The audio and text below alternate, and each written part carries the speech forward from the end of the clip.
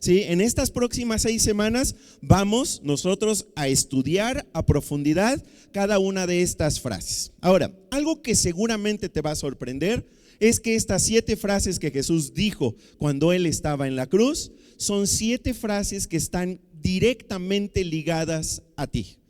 Tienen que ver contigo, tienen que ver con tu vida en estos momentos. ¿Ok? Como por ejemplo esta primera frase. La primera frase que vamos a estudiar es la que viene ahí en tu boletín. Si tú me acompañas ahí en tu boletín y también si me acompañan ahí en la pantalla, ¿sí?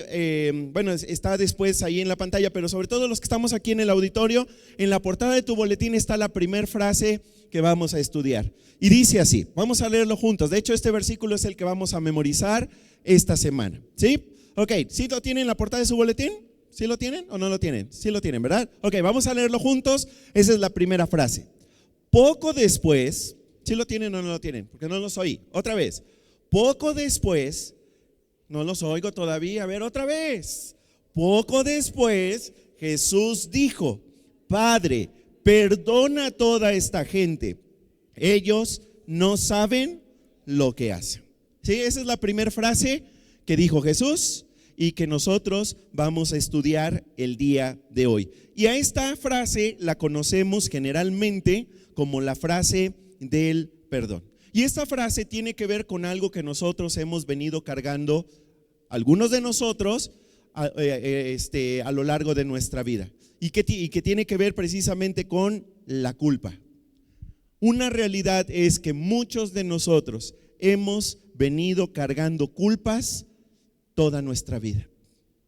Culpas por algo que hicimos, culpas por algo en lo que nos equivocamos, culpas por errores que nosotros cometimos. Quizá, ¿verdad? Cometimos errores con nuestros hijos, o cometimos errores contra nuestros padres, o cometimos un error contra alguien. Y eso nos ha llevado a sentirnos culpables en nuestra vida y hemos venido viviendo, arrastrando y cargando con la culpa a lo largo de nuestras vidas. Yo he platicado con personas que me han dicho: yo no me acerco a la religión porque la religión lo único que hace es hacerme sentir culpable. ¿Y saben qué? Les doy toda la razón. Es cierto. Las religiones lo que hacen, todas, ¿verdad? En general, todas las religiones lo que hacen es llevarnos a sentirnos más culpables de lo que ya nos sentimos. Pero Dios no. ¿Sí? ¿Te fijas que estoy haciendo una diferencia? Una cosa es lo que las religiones provocan en nosotros y otra cosa es lo que Dios quiere en nosotros. Te lo voy a decir claramente. Dios no quiere que nosotros vivamos vidas cargando, arrastrando culpas. Él quiere que tú seas libre de toda culpa. ¿Sí escuchaste? ¿Sí? Ya no necesitamos que alguien nos haga sentir más culpables, porque ya nos sentimos culpables. Lo que necesitamos es que alguien nos ayude a lidiar con la culpa, que alguien nos ayude precisamente a deshacernos de la culpa. La culpa es sumamente dañina en nuestra vida, nos lleva a vivir vidas miserables. Por eso es que Dios no quiere que nosotros vivamos con culpa, porque Él lo que quiere es que nosotros vivamos vidas abundantes, vidas que podamos disfrutar al máximo, vidas plenas. Por ejemplo, algo que nosotros hemos aprendido, porque la Biblia así lo enseña, es de que cuando nosotros estamos llenos de culpa en nuestra vida, la culpa produce miedo. ¿Qué produce? Miedo. Y nosotros vivimos con miedos por culpa de la culpa. Miren, vamos a anotarlo ahí en su boletín, anótenlos por favor. Vamos a anotar algunos de los miedos que son resultado de que nosotros vivamos con culpa en nuestra vida. ¿Sí? ¿Cuál es la primera? La primera, escríbela, es el miedo a ser descubiertos. Anótalo, ahí en tu boletín anótalo. ¿Sí? La culpa produce miedo en nuestra vida. Miedo, primero, a ser descubiertos. Claro, porque la culpa es resultado de que nosotros nos equivocamos, de que nosotros hicimos algo incorrecto, de que nosotros hicimos algo malo, de que nosotros pecamos contra Dios o pecamos contra alguna persona. Y muchas veces lo que nosotros no queremos es ser descubiertos. Vivimos con miedo Y la culpa nos lleva a vivir con miedo porque tememos ser descubiertos. ¿Ustedes saben quién es el autor de las novelas de Sherlock Holmes? Es un señor que se llamó Sir Arthur Conan Doyle. Era una persona muy inteligente, ¿verdad? Por eso escribió estas obras, estas novelas tan interesantes acerca de Sherlock Holmes. Y él le gustaba hacer experimentos sociales, le gustaba hacer experimentos con la gente. Y en una ocasión está registrado en un periódico muy antiguo que en una ocasión Sir Arthur Conan Doyle le envió a 12 personas que él eligió, incluyendo algunas personas que eran muy religiosas, les escribió una nota anónima que decía lo siguiente. Esto es lo que decía la nota anónima que les hizo llegar: todo ha sido descubierto, huye inmediatamente. No decía quién se lo escribía, nada más les escribió, esto se los envió vía telégrafo, a través de un telégrafo. ¿Saben qué sucedió? Esas personas desaparecieron, nunca más fueron vistas. Y eso es lo que sucede cuando nosotros tenemos culpa, ¿sí? Tenemos miedo a ser descubiertos. Número 2, tenemos miedo a ser rechazados por los demás. Tenemos miedo que cuando las personas se enteren de que nosotros hemos cometido tal o cual cosa, ¿verdad? Si mi esposa se entera de mi pasado, si mis amigos y las personas se enteran de lo que yo he hecho en el pasado, nosotros tenemos miedo a que nos rechacen. Escríbelo. También la culpa produce miedo a que alguien se vengue por lo que nosotros hicimos, ¿sí? Y nos volvemos hasta paranoicos, ¿verdad? O sea, andamos, ¿verdad?, pensando que me ando cuidando todo el tiempo, me vuelvo paranoico y siento que me siguen, siento que me están espiando todo el tiempo, siento que las personas están hablando de mí y nada más estoy esperando el momento en el que alguien se vengue a causa de lo que yo hice en mi pasado. Y número 4, la culpa también produce miedo a que Dios me juzgue. Tengo miedo a que Dios me condene. Tengo miedo a que Dios se desquite conmigo. Sobre todo nosotros en México, porque estamos aquí en México. Los que nos están siguiendo por YouTube, ¿verdad? Estamos aquí en San Luis Potosí, en México, una de las ciudades más bonitas de México. ¿Cómo se llama?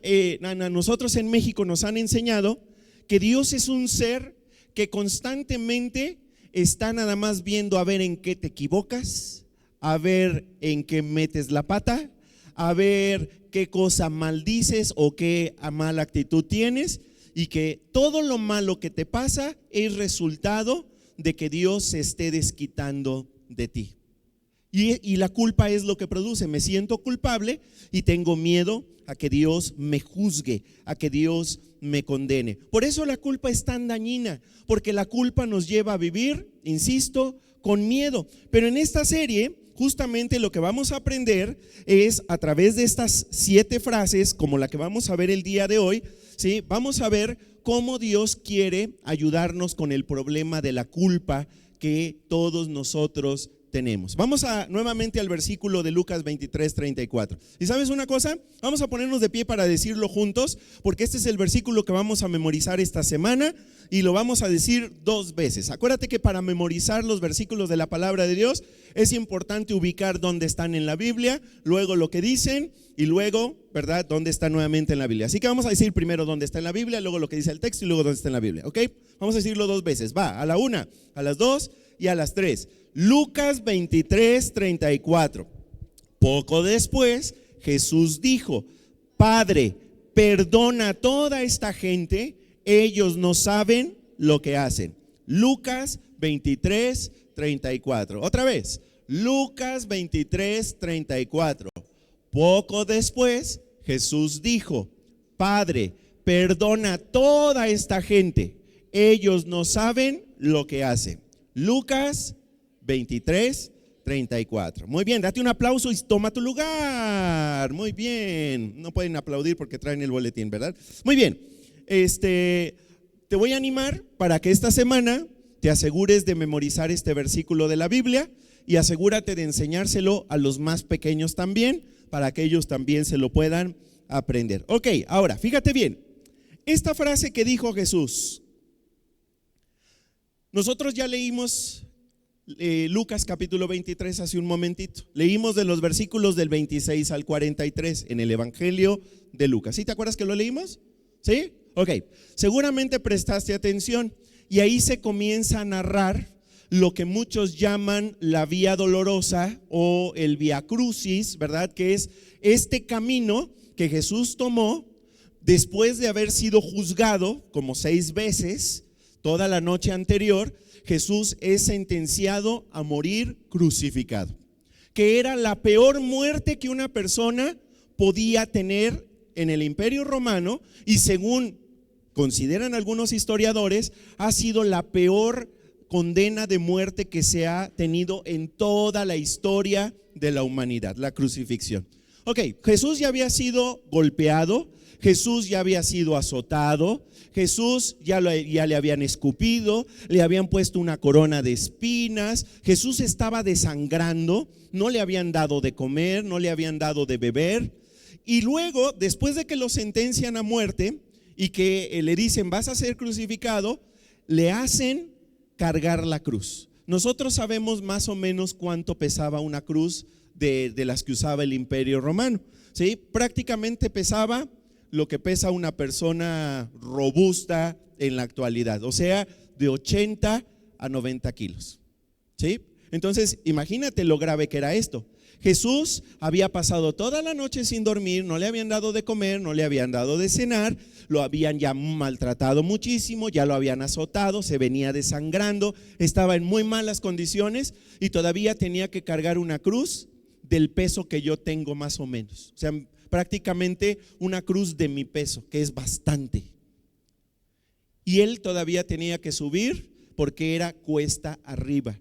Porque la Biblia nos enseña que Jesús fue crucificado como en un cerro, en una loma que está en la ciudad de Jerusalén, que se conoce como, exactamente, ¿verdad? El Gólgota, o la montaña, el monte de la calavera. Pero Jesús obviamente estaba en tan malas condiciones que él ya no pudo cargar la cruz. Y por eso nosotros leímos hace un momento, ¿sí?, que toman a otra persona y le hacen cargar la cruz. ¿Sí se acuerdan que lo leímos? ¿Alguien recuerda el nombre? Simón de Cirene. Y le hacen a él cargar la cruz. Simón de Cirene, a él no lo habían azotado, a él no se había desvelado, ¿sí? Él estaba bien. Y entonces él va detrás de Jesús, mientras que, como nosotros lo sabemos bien, Jesús iba con mucha esfuerzo subiendo para ser clavado en la cruz y ser crucificado. En este contexto, cuando los soldados se están burlando de Jesús, porque seguramente se dieron cuenta en la lectura que la gente y los soldados se burlaban de Jesús y le decían: ¿no que eres tú el Mesías? ¿No que eres tú el Cristo? ¿No que eres el Hijo de Dios? Pues sálvate a ti mismo. Dices que viniste a salvar a la gente, pues sálvate a ti mismo. Y entonces es cuando Jesús clama a Dios, ora a Dios y dice estas palabras que acabamos de memorizar: Padre, perdona a toda esta gente porque no saben lo que hacen, no saben lo que están haciendo. Ahora, gracias a esta frase, nosotros vamos a aprender el día de hoy 3 cosas acerca de la culpa, porque está completamente relacionado con la frase de Jesús. Lo primero que vamos a aprender es qué es lo que nosotros generalmente hacemos con nuestra culpa. Sí, es lo primero que vamos a aprender. La segunda cosa que vamos a aprender es qué es lo que Dios quiere que yo haga con mi culpa. Y número 3, vamos a aprender qué es lo que Dios hace con mi culpa. Eso es las 3 cosas que vamos a ver el día de hoy, ¿sí? Son las 3 preguntas a las que vamos a contestar. Y vamos a iniciar con la primera. La primera es, y la tienes en tu boletín y aparece en la pantalla: ¿qué es lo que nosotros generalmente hacemos con la culpa? O sea, nosotros cuando nos sentimos culpable, ¿qué es lo que generalmente tendemos a hacer con nuestra culpa? ¿Cómo lidiamos con nuestra culpa? Bueno, pues la Biblia nos enseña que nosotros hacemos estas 3 cosas. Vamos a anotarla. La primera, ¿qué es lo que generalmente hacemos con la culpa? Lo primero que generalmente hacemos es la enterramos. La enterramos. ¿Cómo que la enterramos? ¿Sí? La negamos, la ignoramos, ¿sí? Tratamos de hacerla a un lado, nos ocupamos en muchas actividades para no pensar en nuestra culpa. Ahora, la realidad es de que cuando nosotros intentamos enterrar nuestra culpa, pues creemos que la enterramos, pero ni la enterramos bien, porque la gente nos dice: mira, tienes que enterrar tu pasado, ya el pasado ya no importa, entiérralo. Pero el asunto es que cuando yo entierro mi pasado, pues resucita, vuelve a la vida y vuelve a aparecer y vuelve a salir, como esas películas de zombies, ¿verdad? Donde los zombies salen y vuelven otra vez a salir de la tierra. Así también mi pasado constantemente me viene como persiguiendo, viene detrás de mí, ¿verdad? Tengo una persecución acerca de mi pasado, y esto lo dice la Biblia. Vamos a ver lo que dice Salmos capítulo 32, versículos 3 al 5. ¿Sí? Y aquí encontramos al rey David justamente hablando acerca de qué es lo que le sucedió cuando él decidió negar su culpa, cuando él decidió enterrar su culpa. Vamos a leerlo juntos. Dice así: mientras me negué, ¿sí lo tienen o no lo tienen? A ver, léanlo fuerte. Mientras me negué a confesar mi pecado, mi cuerpo se consumió. ¿Qué le pasó en lo que el rey David negó su culpa, ignoró su culpa? ¿Qué dice ahí que pasó? Dice: mi cuerpo se consumió. Subraya eso: mi cuerpo se consumió. En otras palabras, quise enterrar mi culpa, quise enterrar mi pasado, quise enterrar mis errores del pasado y lo empecé a pagar en mi cuerpo. ¿Sí? En otras palabras, mi cuerpo lo comenzó a resentir.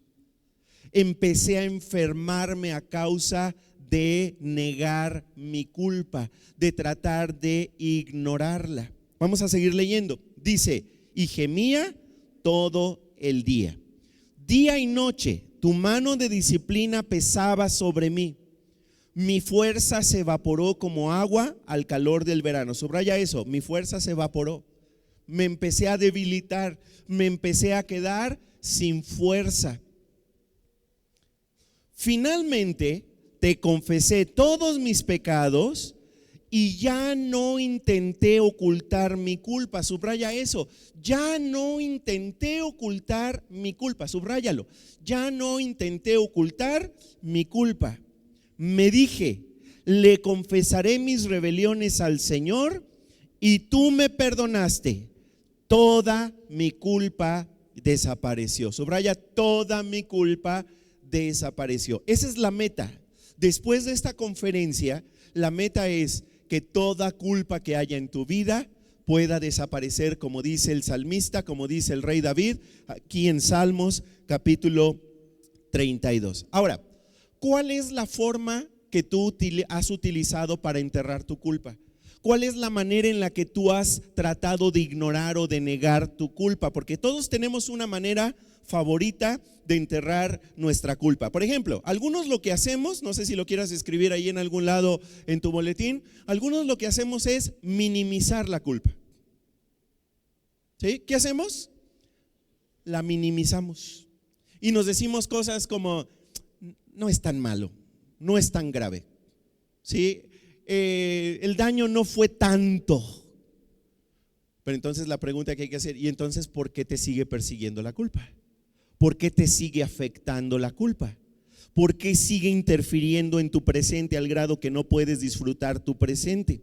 ¿Por qué no lo has podido olvidar entonces después de tanto tiempo? Ahora, algunos lo que hacemos es minimizar la culpa. Algunos otros lo que hacemos es, no sé si la quieras escribir, es racionalizarla. ¿Qué significa racionalizarla? Pues justificarla, ¿sí? Utilizar algún tipo de razonamiento, ¿sí? Para lidiar con la culpa. Y decimos cosas como, por ejemplo: ay, todo mundo se equivoca, todo mundo lo ha hecho, todo mundo seguramente ha hecho lo que yo hice. ¿Ok? Ahora, recuerda que nosotros ya hemos aprendido que no porque la mayoría haga algo, eso lo hace correcto o le quita responsabilidad. ¿De acuerdo? ¿Ok? Nosotros siempre vamos a poder encontrar a alguien que haya hecho lo mismo que nosotros hicimos. Pero recuerda que lo que otros hagan es irrelevante. ¿Ok? La tercera cosa que nosotros hacemos para enterrar nuestra culpa es ceder. ¿Sí? La minimizamos, la racionalizamos y la otra es cedemos. ¿Qué quiero decir con esto de que cedemos? Bajamos nuestros estándares. Eso es lo que hacemos. Le bajamos a nuestros estándares. Dice un dicho: cede ante un pecado 2 veces y ya no parecerá pecado.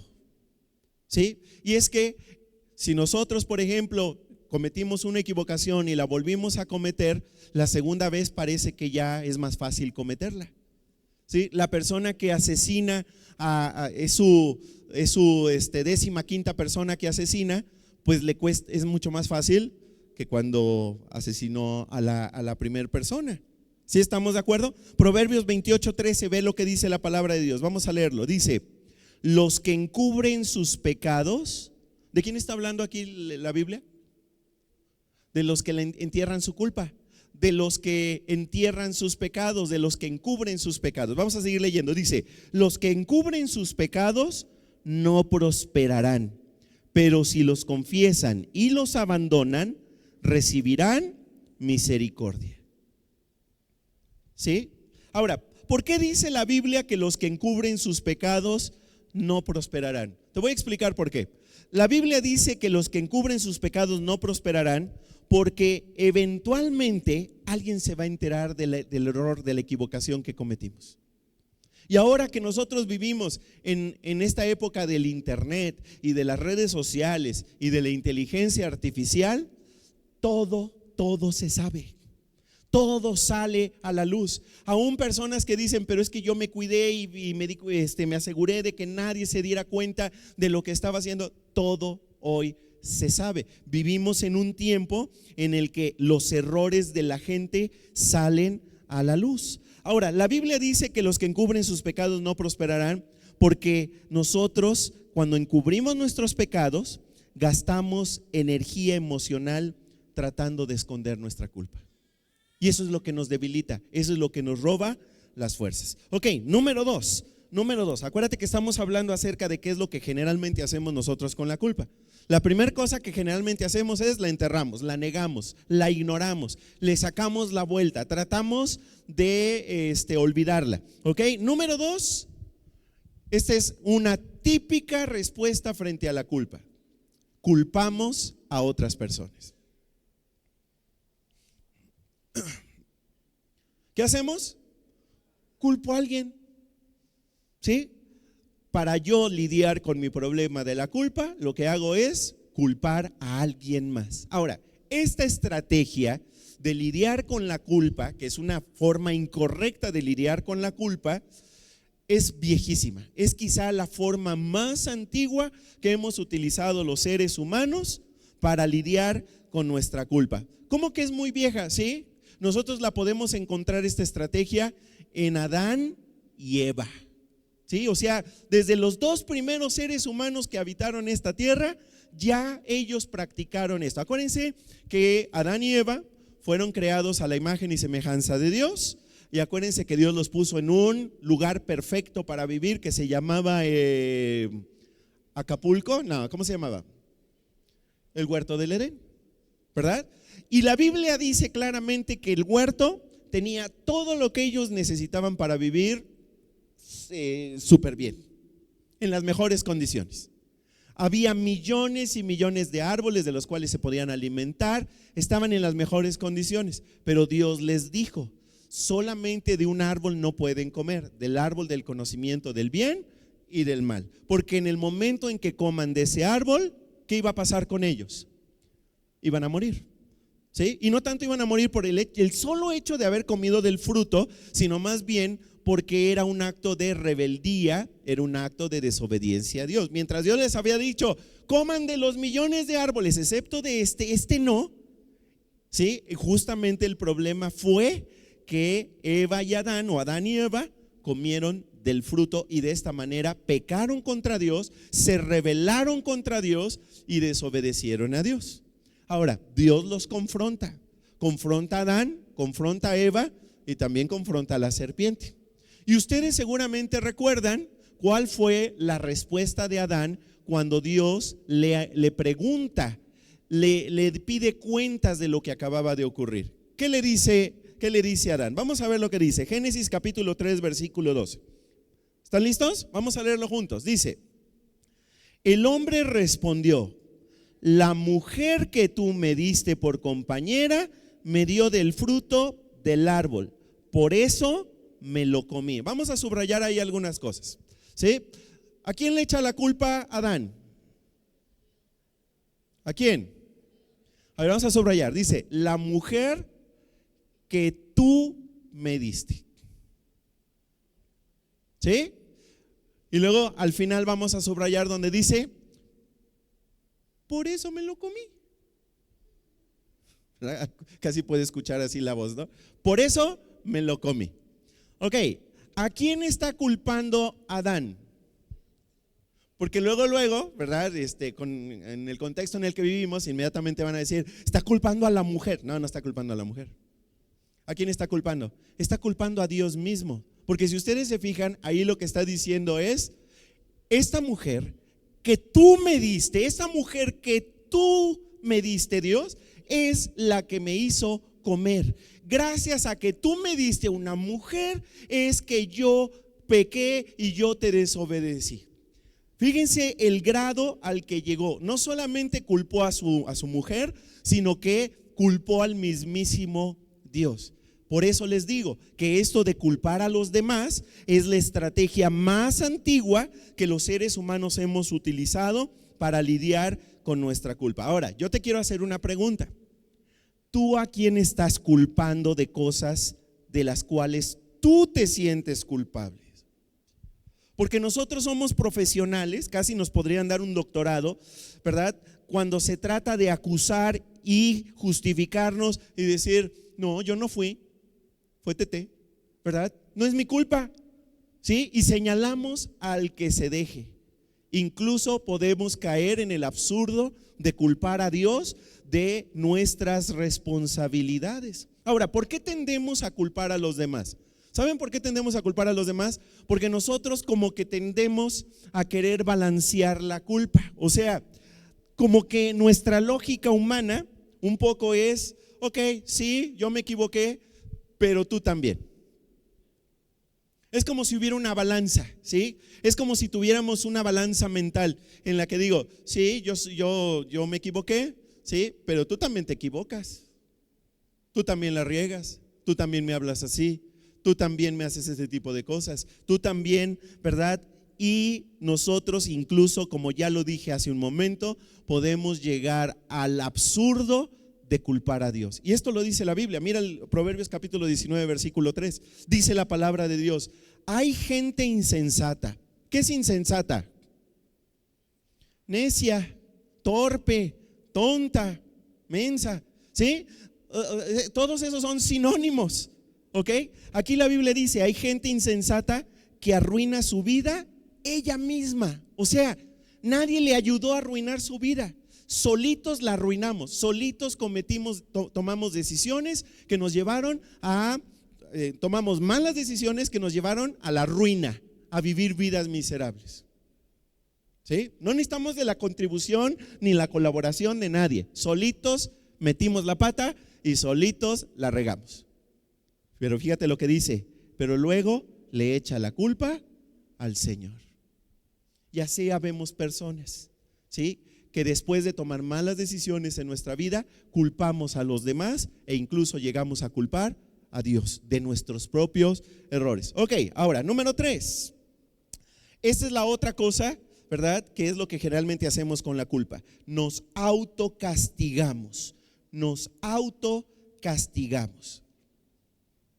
Acuérdate que estamos hablando de qué es lo que nosotros generalmente hacemos con la culpa. Ya aprendimos que primero tratamos de enterrar nuestra culpa, de ignorarla, de negarla.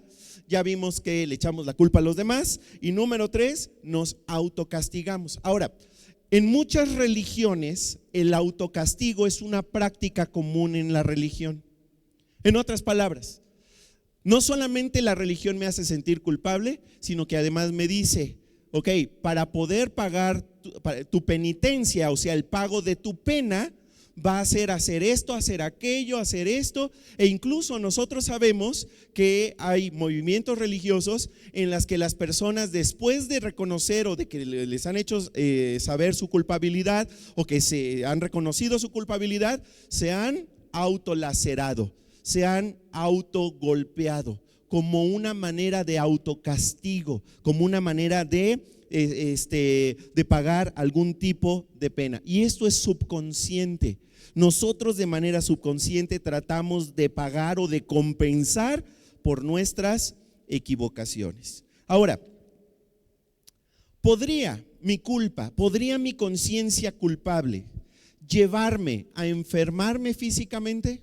Ya lo vimos en la Biblia, ya lo vimos que el rey David claramente dijo, mientras yo tenía el problema de la culpa, lo resintió mi cuerpo. ¿Sí? Mi cuerpo lo resintió. Y muchas personas que se sienten culpables, lo que hacen es hacer que su propio, insisto, inconscientemente, hacemos que nuestro cuerpo sea el que pague, y entonces empezamos a tener problemas estomacales, nos duele mucho la cabeza, ¿sí? Empezamos a tener incluso problemas de hipertensión arterial y muchos problemas. ¿Sabían ustedes que hay muchos estudios médicos en todo el planeta se han hecho, donde se ha demostrado que hay una clara conexión del estado emocional de la persona con su estado de salud? Hay incluso una mezcla de disciplinas científicas, la psiconeuroinmunología, que ha estudiado cómo nuestro estado anímico, nuestro estado emocional trae como resultado enfermedades físicas, al grado de que estudios señalan que más del 50% de personas que terminan en un hospital podrían salir al día siguiente si tan solo lidiaran con su estado emocional, y especialmente con el resentimiento y con la culpa. Son las dos más graves enfermedades emocionales que nos llevan a las personas a enfermarnos físicamente. Es una forma inconsciente de autocastigarnos. Hago que mi cuerpo pague por mi culpa. Es un autocastigo, ¿sí? Otra forma otra forma de querer autocastigarnos es que la culpa nos lleva a deprimirnos, nos lleva a atormentarnos y a estar constantemente teniendo pensamientos, ¿verdad? De yo me equivoqué, no soy una buena persona, yo ya le arruiné la vida a la gente, ya le arruiné la vida a mis padres, le arruiné la vida a mis hijos. Y todo esto nos lleva a sumirnos en un estado mental de pensamientos constantes de tristeza que me lleva a deprimirme. Una conciencia culpable es incluso capaz de sabotear el éxito que Dios quiere darnos en nuestra vida. Hay gente que comienza a tener éxito en su vida, le empieza a ir bien, y la culpa constantemente interfiere con su éxito. Y entonces viene un buen trabajo, ¿sí? Empieza a tener una buena posición, una buena entrada económica, y de pronto sus pensamientos empiezan a sabotear ese éxito. Y empiezas a pensar, yo no me merezco esto, yo realmente no debería de estar en este lugar, porque yo me he equivocado en el pasado, porque yo he hecho esto, he hecho aquello. Y entonces nos autosaboteamos y decimos, no merezco tener este tipo de éxito. Mira, lo dice la Biblia, Salmos 38, versículos 4 y 6. Vamos a leerlo. Dice, mi culpa pesa sobre mi cabeza como una enorme carga. Me estoy hundiendo, me la paso retorciéndome de dolor y vivo lamentándome. Claro, ni siquiera soy capaz de disfrutar los avances, los éxitos que yo pueda tener en mi vida, porque los pensamientos de culpa me echan todo para abajo. Y todo es a nivel mental y emocional. Ahora, ¿cuál es el problema con el autocastigo? ¿Qué problema tiene esto de la autopenalización? ¿Sabes cuál es el problema? Que nuestra conciencia no sabe cuándo detenerse. ¿Sí escuchaste? Mi conciencia no sabe en qué momento poner un alto y decir hasta aquí. Es como esas pilas que anuncian del conejito que duran y duran y duran. Sí saben de qué estoy hablando, ¿verdad? O soy yo muy viejo que veía esos comerciales. Ok, duran y duran y duran y nunca se detiene. Y entonces la culpa me lleva a hundirme. Déjame decirte algo. Algunos de nosotros estamos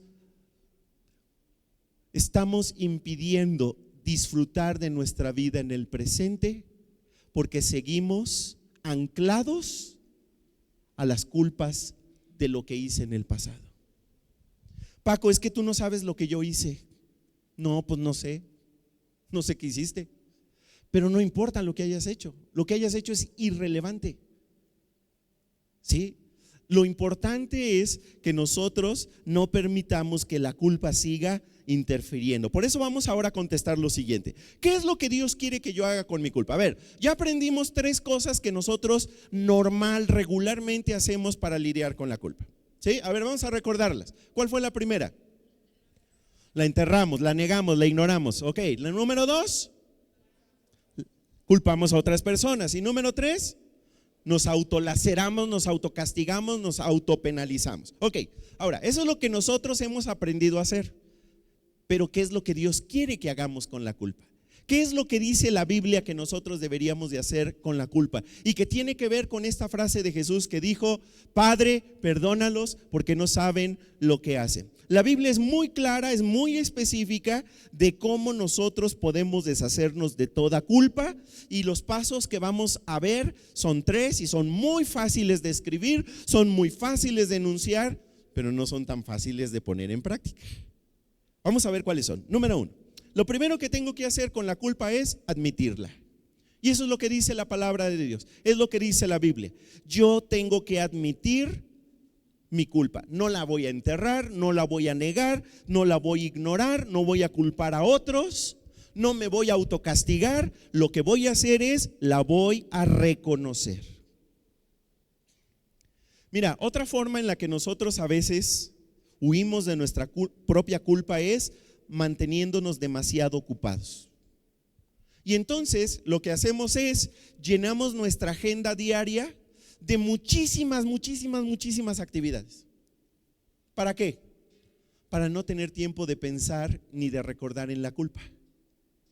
Tenemos esa idea: si tan solo lleno mi agenda y soy una persona demasiado ocupada, el problema de la culpa va a desaparecer. Es por eso que mucha gente se esconde en el trabajo para no lidiar con la culpa. Es más, incluso podemos nosotros escondernos en actividades religiosas y meternos en todas las actividades que haya en la iglesia para tratar de huir de la culpa. Pero ¿sabes qué? No da resultado, porque tarde o temprano la culpa vuelve y regresa. Hay personas que dicen: me voy a ir de viaje.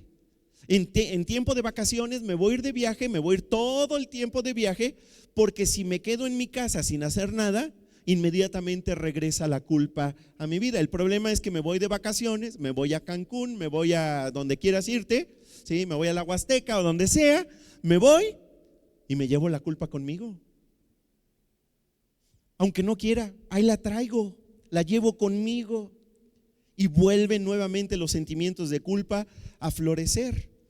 Por eso la Biblia dice en Proverbios 20:27, vamos a leerlo.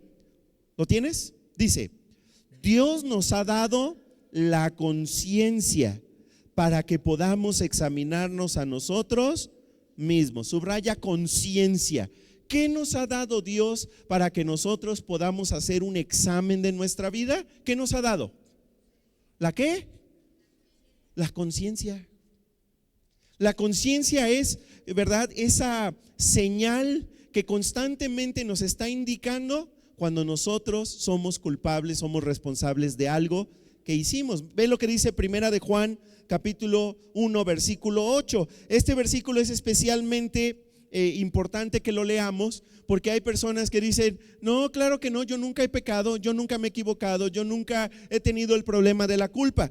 Ok, vamos a ver qué dice Dios. Primera de Juan 1:8 dice, si afirmamos que no tenemos pecado, nos engañamos a nosotros mismos y no tenemos la verdad. ¿A quién engaño? A mí mismo. Yo solito me hago pato, yo solito me engaño.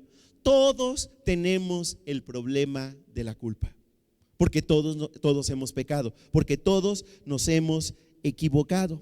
¿Ok? A ver, te voy a pedir que escribas esto en algún lado ahí en tu boletín, ahí a un ladito de este versículo. Escribe esto: para dejar de derrotarme a mí mismo, escríbelo, para dejar de derrotarme a mí mismo, debo dejar de engañarme a mí mismo. Para dejar de derrotarme a mí mismo, debo dejar de engañarme a mí mismo.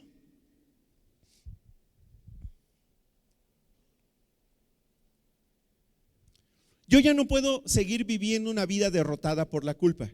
Tengo ya que hacer algo al respecto. Y lo mejor que yo puedo hacer es reconocer mi pecado, reconocer mis equivocaciones, reconocer mis errores. Ahora, fíjate bien, todos nosotros deberíamos por lo menos una vez al año, ¿cuántas veces? Una vez al año deberíamos de tomar un tiempo para poder hacer un examen moral de nuestra vida. ¿Sí? ¿Qué es un examen moral? Es pues como un examen de mi propia vida, en el cual yo me voy a sentar y voy a escribir. No solamente voy a pensar, porque luego los pensamientos se me olvidan. Voy a escribir qué está produciendo culpa en mi vida. ¿Qué es lo que está produciendo culpa? ¿Qué he hecho en el último año que está produciendo culpa en mi vida? Y tengo que escribirlo. ¿Sí? Escríbele ahí en algún lado en tu boletín. Tarea, ponle tarea. Esto es lo que vamos a hacer de tarea. Fíjate bien, vas a hacer un examen moral de tu vida. ¿Sí? Para esto necesitas dedicar un tiempecito esta semana, ¿verdad? Unos 15, 20 minutos para estar a solas, para estar sin distracciones, poner en silencio tu celular. Y lo que vas a hacer es que te vas a sentar con una pluma o un lápiz y una libreta, y lo que vas a hacer es, vas a orar a Dios. Y le vas a decir: Dios, por favor, trae a mi mente todo aquello que está produciendo culpabilidad, sea consciente o inconscientemente. Trae a mi mente todo aquello que está produciendo culpa en mi vida. ¿Y qué va a hacer Dios?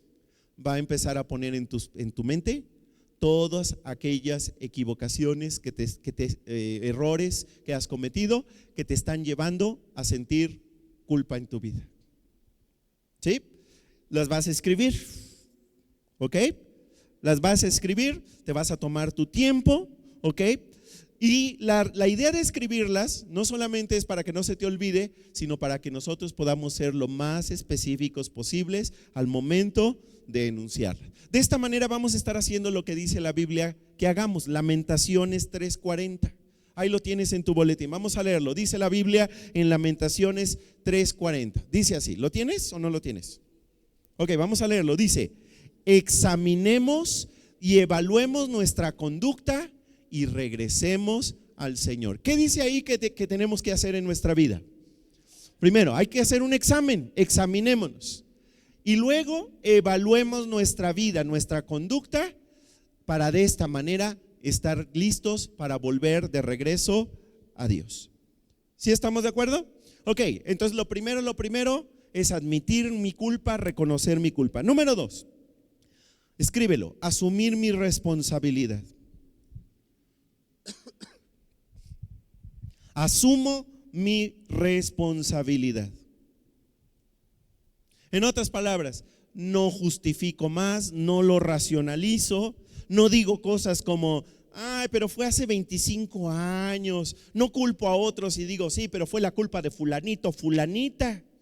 No, tampoco lo minimizamos, no lo justificamos. ¿Sí?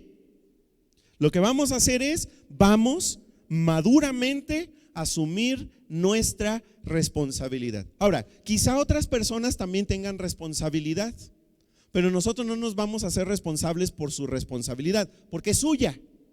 A mí lo único que me corresponde es hacerme responsable de mi parte. ¿Sí estamos de acuerdo? Por eso no puedo meter a otras personas, no puedo seguir culpando a otros. Yo necesito asumir maduramente la responsabilidad sobre mis propias equivocaciones. Ahora, seguramente todos ustedes recuerdan la historia del rey David, ¿sí? ¿Cuántos de ustedes saben que existió el rey David? Levante la mano. Ok, recuerdan que después de que el rey David tuvo muchos éxitos, en una ocasión se está librando una guerra muy importante y el rey David no va a la guerra, sino que manda al ejército y al general, ¿verdad?, que se llamaba Urías, lo manda al frente, era un general muy importante, y David estaba en su palacio y se andaba paseando arriba del palacio, en la azotea del palacio, donde se veía todo el pueblo. Y entonces, mientras anda paseando, seguramente ustedes recuerdan la historia, ¿a quién ve? A una mujer muy hermosa, que por alguna razón que yo no puedo explicar, se estaba bañando en la azotea de su casa. El rey David la ve, la desea en su corazón, la manda a llamar, se acuesta con ella, la embaraza, ¿sí? Y para colmo, hace todo un show para poder matar al esposo de esta mujer llamada Betsabé, para deshacerse del marido y poder quedarse con ella. Esto le provocó, o sea, aquí no nos vamos a meter en detalle a ver cada una de las metidas de pata del rey David, cada uno de los errores que cometió, pero lo que sí sabemos es, ¿se equivocó o no se equivocó? Sí, se equivocó. Y esto le produjo culpa.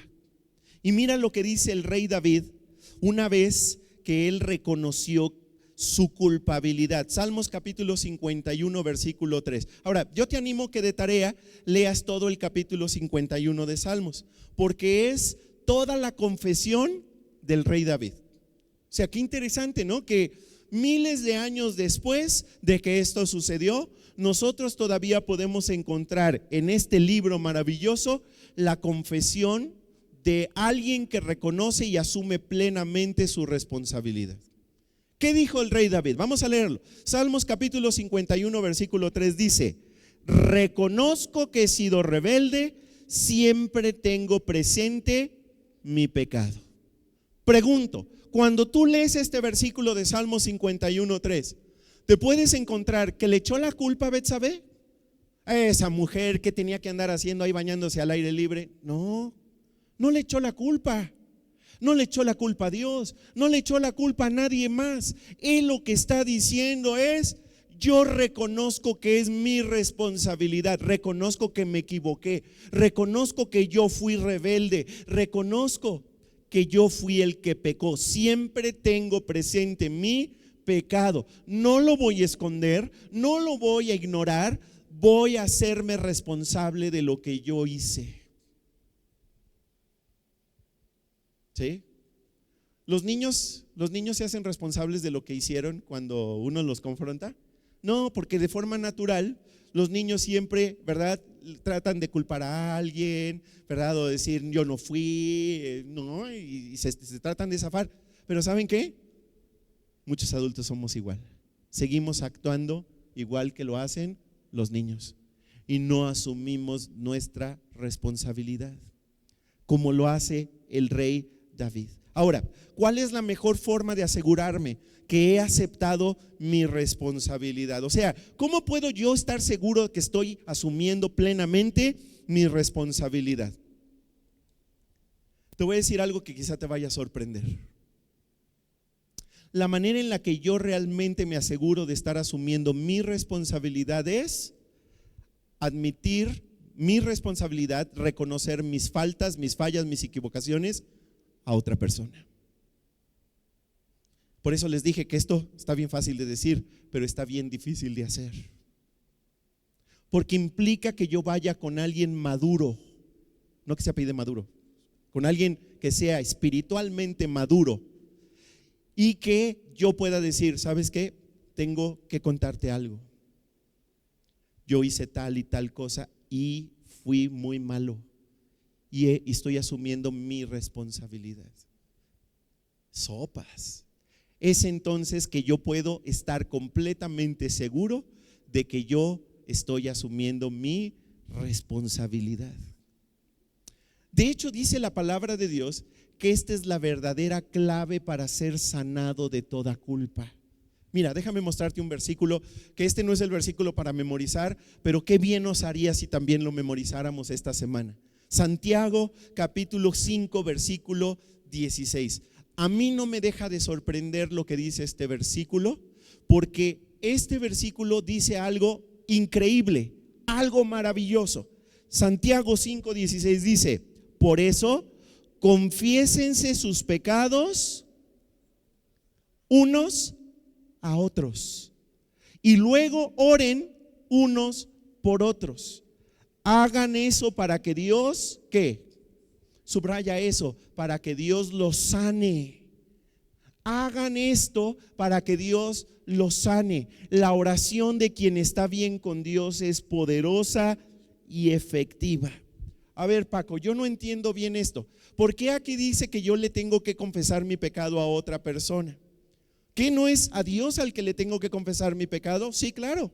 Si tú quieres ser perdonado, lo único que tienes que hacer, como vamos a ver ahorita en el punto número 3, es confesarle a Dios tu pecado y Él te perdone.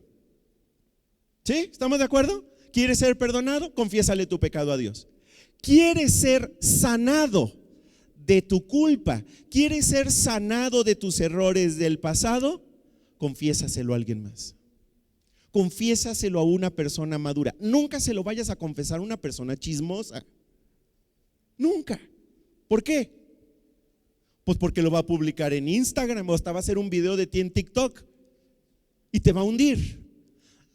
Aquí el contexto en el que Santiago está hablando de confesarnos nuestros pecados a otros es entre personas maduras y decirle: ¿sabes qué? Esto nunca se lo he dicho a nadie, esto es algo que yo hice en el pasado y te lo quiero decir. Tiene que ser una persona madura, porque una persona madura no te va a juzgar. ¿Sí estás escuchando? No te va a juzgar, no te va a condenar, no se va a impresionar y decir: ¡ah! No va a hacer eso. ¿Sí? ¿Estamos de acuerdo? No lo va a chismear, no lo va a publicar y no te va a hundir. No te va a hacer sentir más culpable. Al contrario, te va a ayudar a poder ser sanado. ¿Qué va a hacer para que tú puedas sanar? Lo que dice el versículo: va a orar por ti y va a estar constantemente preguntándote: ¿cómo vas? ¿Qué tal vas? ¿Cómo vas con esta situación? Sigo orando por ti. Es más, ven, te invito a un cafecito. Vamos a sentarnos a orar. Te invito a mi grupo de conexión. Vamos a orar por ti. ¿Te fijas? La Biblia no dice que nosotros se lo tengamos que contar a 1000 personas. Basta con que nosotros se lo contemos a una persona que sea madura espiritualmente. Y viene la sanidad a tu vida. ¿Sí? Y algunos de nosotros que ya hemos hecho esto, y yo me incluyo, la verdad es que después de confesarlo, después de decirlo, después de hablar de esto que traíamos atorados durante años con alguien, esto es liberador y sana realmente tu vida.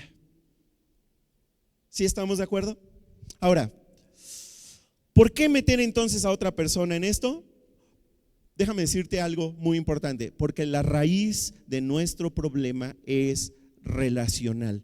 Nosotros tendemos a no ser honestos con los demás, nos ponemos máscaras, vivimos en apariencias, pretendemos que tenemos todo resuelto. Eso nos lleva a vivir de forma orgullosa, nos aísla de los demás, nos lleva a vivir con miedo, nos evita tener intimidad con las personas, crea inseguridad porque nosotros tenemos miedo a ser rechazados si tan solo realmente supieran cómo soy. Pero ¿sabes qué? Nosotros estamos tan enfermos como nuestros secretos. Nuestros secretos no confesados nos enferman gravemente en nuestra vida. Entre más los escondo, más lastimado estoy.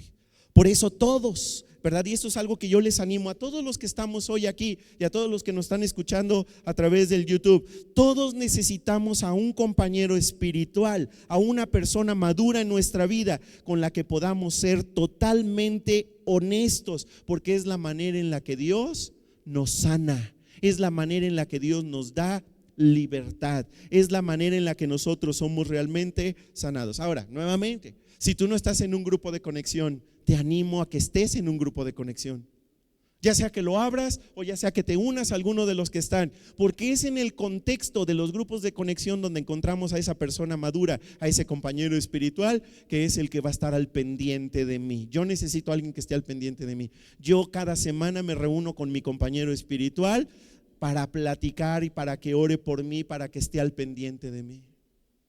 Todos lo necesitamos. ¿Ok? Número 3.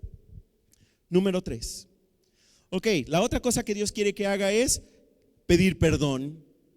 ¿Sí? Ok, primero lo admito mi culpa. Número 2, asumo mi responsabilidad. No culpo a alguien más, no lo niego, no lo ignoro, ¿sí? No lo minimizo, no lo justifico. Y número 3, pedir perdón. Esta es la tercera cosa que Dios quiere que yo haga con mi culpa. Y hay una promesa fantástica en la Biblia. Yo me aprendí este versículo en la Biblia desde que era muy chiquito, ¿sí? Y es un versículo que también todos nos deberíamos de memorizar. Primera de Juan capítulo 1, versículo 9. Se los voy a decir como yo me la memoricé, porque me la memoricé en otra versión diferente a la que está en la pantalla. La Biblia dice: si confesamos nuestros pecados, Él es fiel y justo para perdonarnos y limpiarnos de toda maldad. Ahora vamos a decirla en esta versión que es la traducción en lenguaje actual. Vamos a leerla. Dice así: pero si reconocemos ante Dios que hemos pecado, podemos estar seguros de que Él, que es justo, nos perdonará y nos limpiará de toda maldad. Te voy a pedir que subrayes algunas cosas. Subraya: pero si reconocemos ante Dios. ¿Ante quién reconozco mi pecado? Ante Dios. ¿Sí?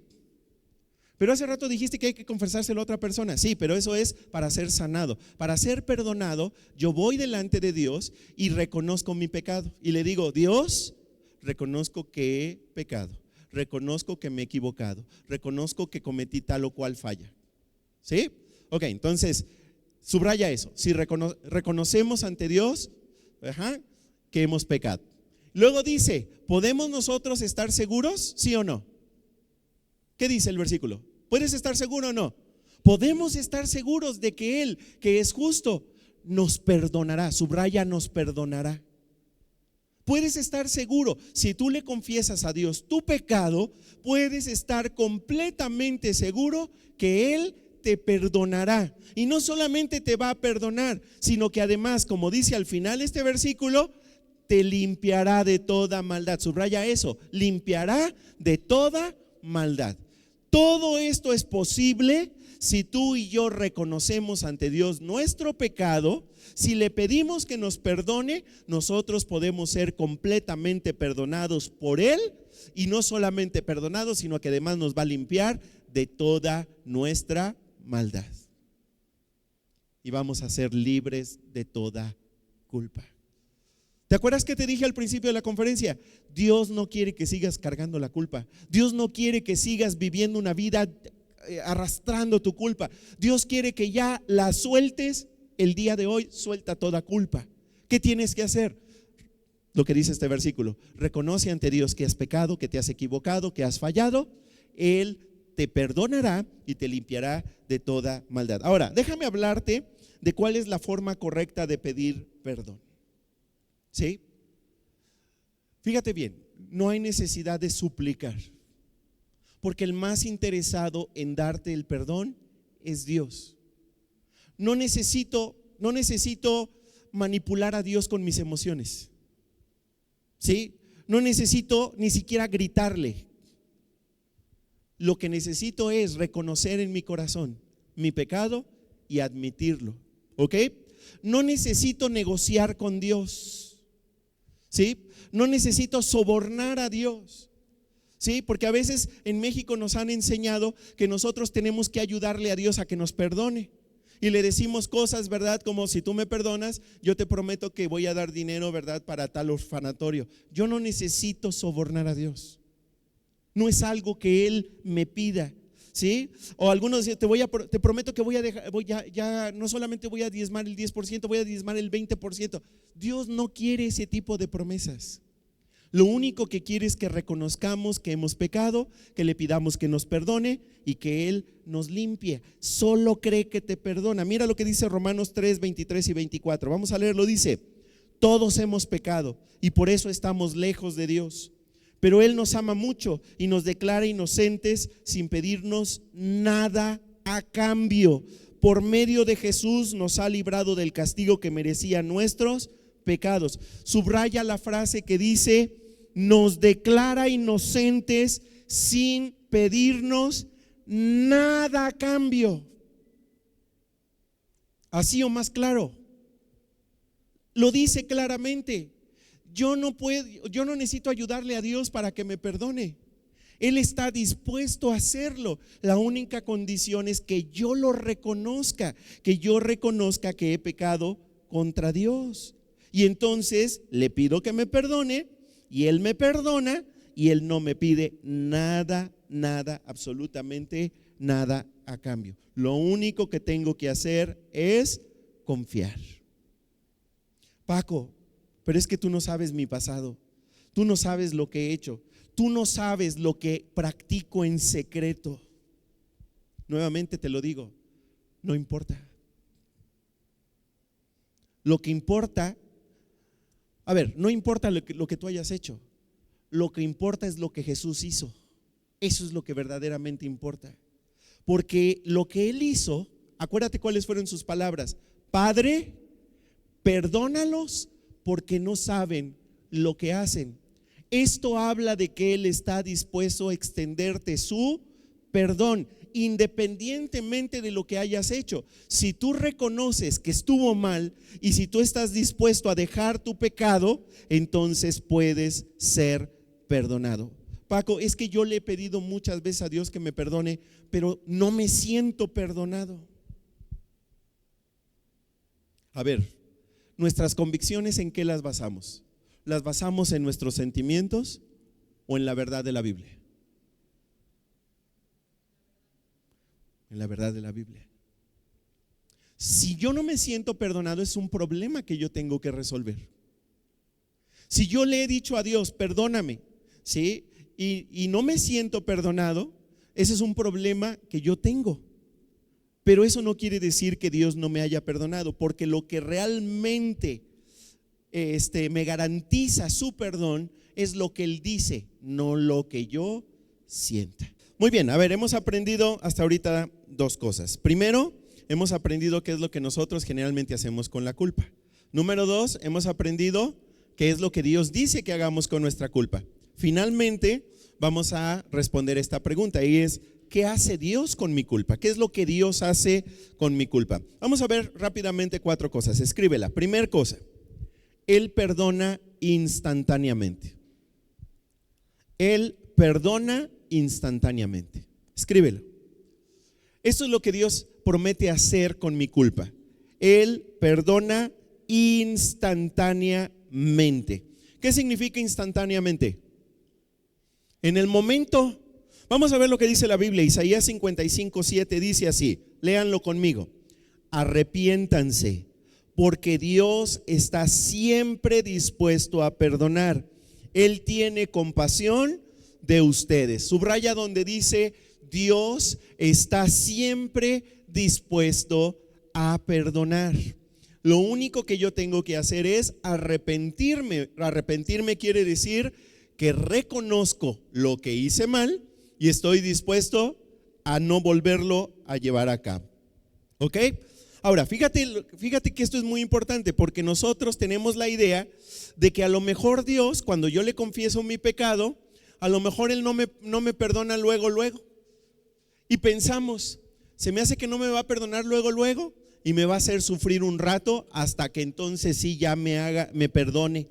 Seguramente Dios me va a hacer esperar, o a lo mejor Dios va a decir, lo voy a pensar. Pero ¿sabes qué? Dios dice que Él perdona inmediatamente. ¿Sabes cuántos segundos deberíamos nosotros sentirnos culpables?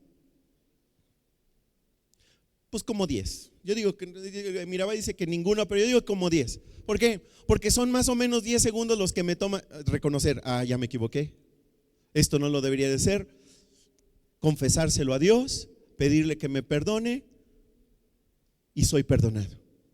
Eso no me toma más de 10 segundos. Nosotros no deberíamos de permitir que la culpa nos dure horas, ni días, ni semanas, ni meses y mucho menos años, porque Él promete perdonarnos inmediatamente. También algunos pensamos, es que sentirme culpable me hace una mejor persona. No es cierto, ese es un mito.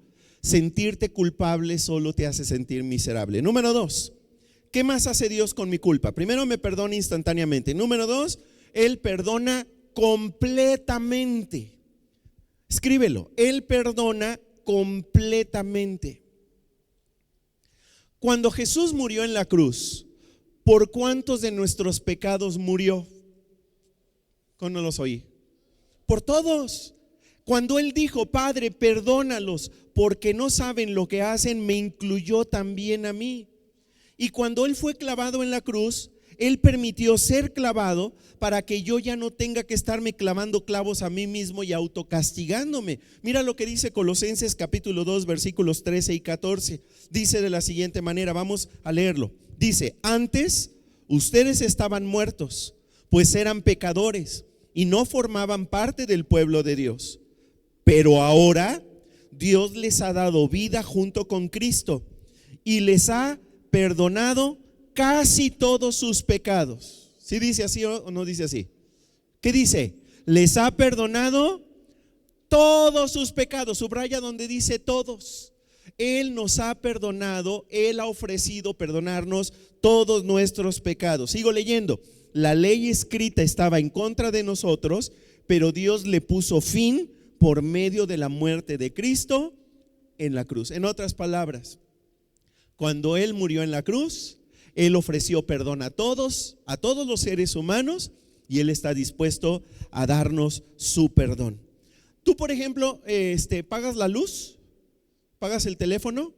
¿Pagas el agua? ¿O eres de los que no pagan el agua? Ok, cuando te llega el recibo del agua y tú vas y la pagas, ¿te sigues preocupando por el recibo del agua que ya pagaste? ¿Por qué no? Ya está pagado. Ok, lo mismo es con Dios. Una vez que Él te perdona, ya no te tienes que preocupar por eso, por el pasado, porque ya todo fue perdonado. ¿Sí? Número 3, Él perdona repetidamente. Él perdona instantáneamente, Él perdona completamente, Él perdona repetidamente. ¿Alguna vez has cometido el mismo pecado una y otra vez? Por ejemplo, a lo largo de tu vida, ¿cuántas veces has mentido? ¿Una? No, muchas, ¿verdad? Ok, la mentira es como uno de esos pecados que son muy repetitivos. Ok, si yo miento y ya antes, hace 2 meses o 2 semanas o hace 2 horas, ya había reconocido que me había equivocado al mentir y le había pedido perdón a Dios, ¿será que Dios se molesta que nuevamente le venga y le pida perdón porque volví a mentir? ¿Se molestará Dios o no? No.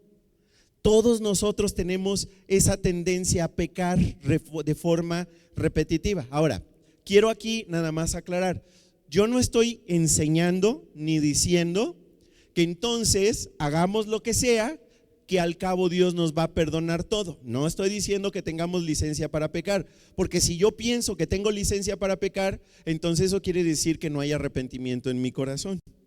¿Sí? Lo que estoy diciendo es que si tú mentiste en el pasado o pecaste en el pasado y te vuelves a equivocar nuevamente con lo mismo y tú nuevamente reconoces, ya me volví a equivocar y está mal lo que acabo de hacer, ya me había equivocado antes, pero otra vez me volví a equivocar, y tú le expresas tu reconocimiento a Dios de que te has equivocado y le pides que te perdone, Él te vuelve a perdonar. ¿Sí estamos de acuerdo? No es un Dios que está por ejemplo, esta es la 5ª vez, oye, ya son 5 veces. No, ya no te voy a perdonar porque ya van 5. Dios no es así.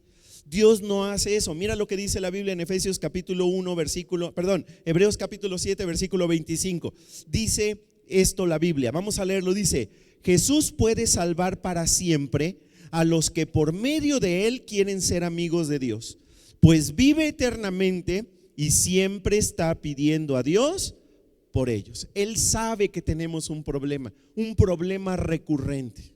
¿Ok? Número 4, Él perdona gratuitamente. ¿Cómo perdona? Gratuitamente. ¿Qué significa gratuitamente? ¿Que cuesta o que no cuesta? Que no cuesta. Que el perdón que Dios me ofrece no es algo que yo me pueda o me deba de ganar, no es algo que me pueda merecer, es un regalo de Dios. No cuesta, a mí no me cuesta nada el que Dios me perdone. A él sí le costó, y le costó muchísimo. Le costó con su propia vida. Él estuvo dispuesto a dar su vida para que nosotros pudiéramos ser perdonados. Pero gracias a que Él le costó y Él pagó, ahora a mí ya no me cuesta. Yo ya no tengo que hacer nada para ganarme el perdón de Dios. Yo ya no tengo que hacer absolutamente nada para merecer el perdón de Dios, porque es un regalo. Los humanos, nuestra más grande necesidad es ser perdonados por nuestros pecados.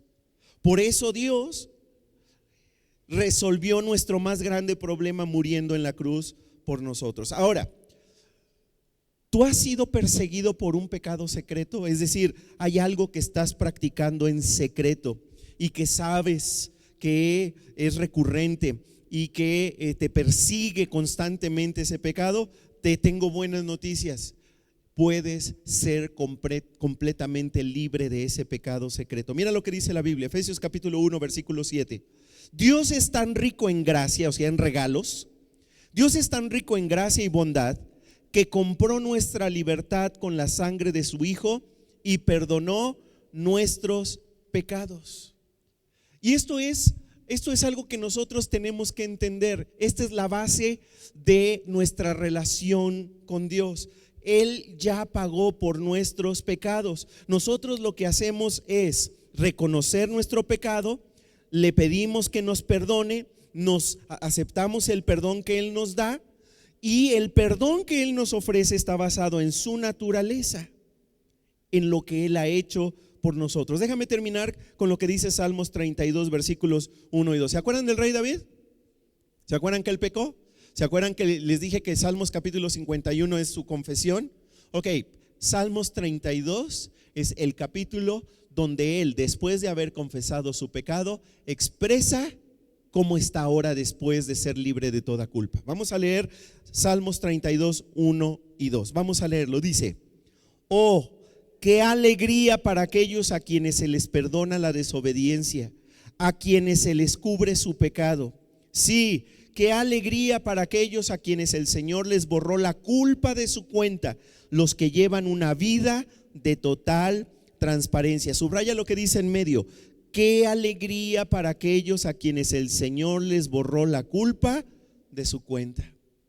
Una persona que es libre de toda culpa es una persona que por fin puede vivir en plenitud, que por fin puede disfrutar la vida abundante que Jesús nos prometió, que por fin podemos ser felices en nuestra vida. Y esa es la clase de vida que Dios quiere para ti. Pregunto, ¿quiere Dios que tú sigas atrapado por la culpa? ¿Quiere Dios que nosotros sigamos arrastrando y cargando nuestra culpa? No, Él te quiere libre de toda culpa. Vamos a orar, cierra tus ojos. Padre, te damos muchas gracias por lo que hemos aprendido el día de hoy. Gracias porque esta primera frase que tú dijiste estando clavado en la cruz, en la que tú viste a todas estas personas que se estaban burlando de ti, que te estaban desafiando con sus preguntas, que te habían traicionado y que no estaban reconociendo lo que estaban haciendo, y que tú dijiste públicamente: Padre, perdónalos porque no saben lo que hacen.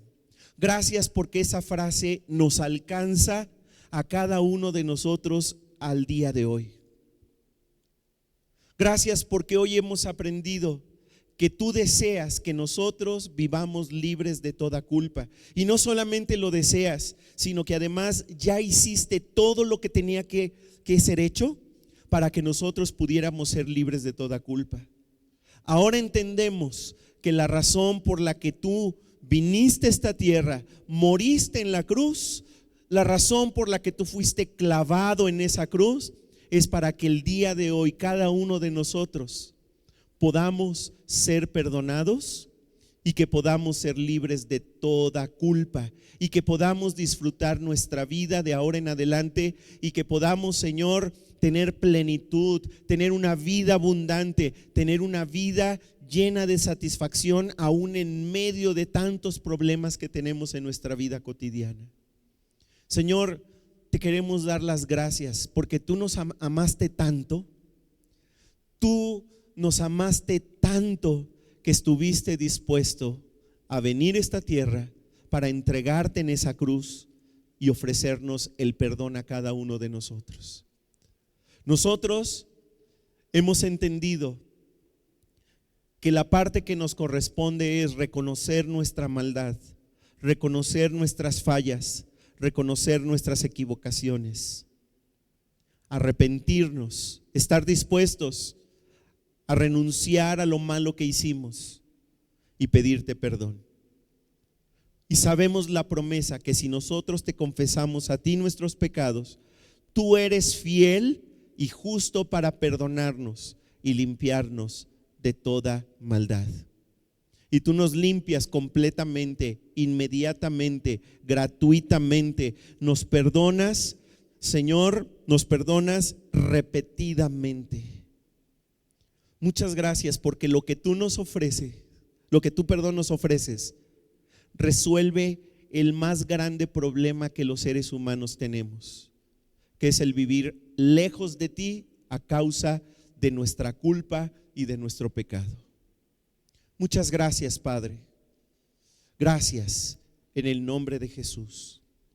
Y así como estamos en una actitud de oración, yo te quiero invitar para que tú le digas las siguientes palabras a Dios, en las que cada uno de nosotros podamos reconocer delante de Él que hemos actuado mal, que hemos pecado, que hemos cometido equivocaciones, que hemos tomado malas decisiones.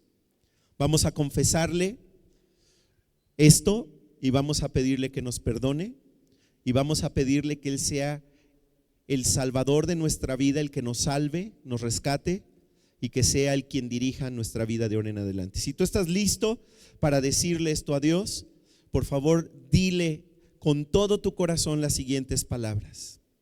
Dile así, fuerte: querido Dios, reconozco que me he equivocado, que he pecado contra ti, que he hecho lo malo, que he tomado malas decisiones y que mi pecado me separó de ti.